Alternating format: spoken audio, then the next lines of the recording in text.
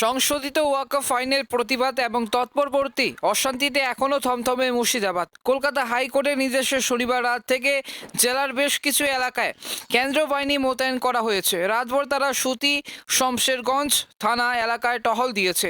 গ্রামে গ্রামে ঘুরছে পুলিশও। রাতভর তল্লাশি অভিযানে বেশ কয়েকজনকে গ্রেপ্তার করা হয়েছে বলে খবর এই মুহূর্তে। রবিবার সকাল থেকেও আজ কেন্দ্রীয় বাহিনী এবং রাজ্য পুলিশ এবং যৌথ রুট মার্চের সিদ্ধান্ত নিয়েছে।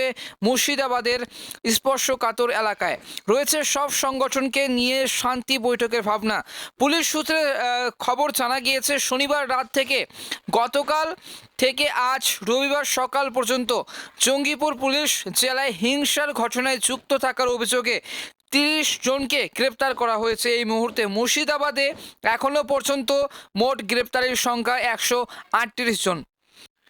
এই মুহূর্তে শমশেরগঞ্জ এবং সুতির মোট 9টি স্পর্শকাতর এলাকায় শনিবার রাত 9টা থেকে কেন্দ্রীয় বাহিনী রয়েছে। অশান্তির আশঙ্কায় রাতে বাড়তি বাহিনীও আনা হয়।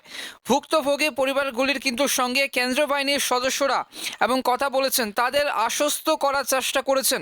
বাহিনীর সঙ্গে ছিল স্থানীয় পুলিশও। স্থির হয়েছে রবিবার সকাল 9টা থেকে এবং পুলিশ এবং কেন্দ্রীয় বাহিনী অশান্তি উপদ্রুত কিন্তু এলাকাগুলিতে এবার যৌথভাবে রুট মার্চ করবে কিন্তু এই মুহূর্তে খবর। তবে এলাকায় পরিস্থিতি কিন্তু খতিয়ে দেখা হবে বলে কিন্তু জানানো হয়েছে। এবার সকাল থেকে থমথমে মুর্শিদাবাদ, অধিকাংশ এলাকা এবং দোকানপাট বন্ধ এবং রাস্তায় লোকজনও কিন্তু বেরিয়েছেন খুব কম। এবং ট্রেনের নিরাপত্তা নিশ্চিত করার জন্য ধুলিয়ান এবং সুতি স্টেশনে বাড়তি রেল পুলিশ এবং মোতায়েন করা হয়েছে। কলকাতার রুটে সরকারি বাস চলাচল করছে, তবে তাও কিন্তু সংখ্যার বেশ কম। উত্তরবঙ্গের সঙ্গে সংযোগ রক্ষাকারী জাতীয় সড়কেও কিন্তু আধা সেনা মোতায়েন রয়েছে। মুর্শিদাবাদ জেলা পুলিশের শীর্ষ কর্তারা রাতেই কিন্তু গ্রামে গ্রামে ঘুরছেন। মন্দির কমিটি, স্থানীয় বিভিন্ন ক্লাব এবং গ্রামের মানুষের সঙ্গে সরাসরি কথা বলেছেন তারা। তাদের ভরসা চুকিয়ে গ্রাম না ছাড়ার জন্য অনুরোধ করা হয়েছে এবং নিরাপত্তার চাদরে কিন্তু মুড়ে ফেলা হয়েছে সমগ্র জেলাটিকে।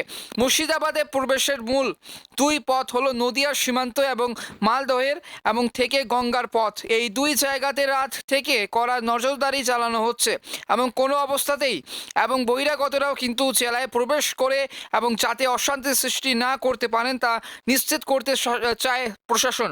2 প্রবেশ পথে মেটালো ডিটেক্টর এবং দিয়ে নজরদারি চলছে। যারা এই জেলায় প্রবেশ করতে চান তাদের ভালো করে জিজ্ঞাসাবাদ করা হচ্ছে। বহিরাগতের প্রবেশ ঠেকাতে গঙ্গায় এই যে নজরদারিতেও কিন্তু বাড়তি জোর দেওয়া হয়েছে এই মুহূর্তে।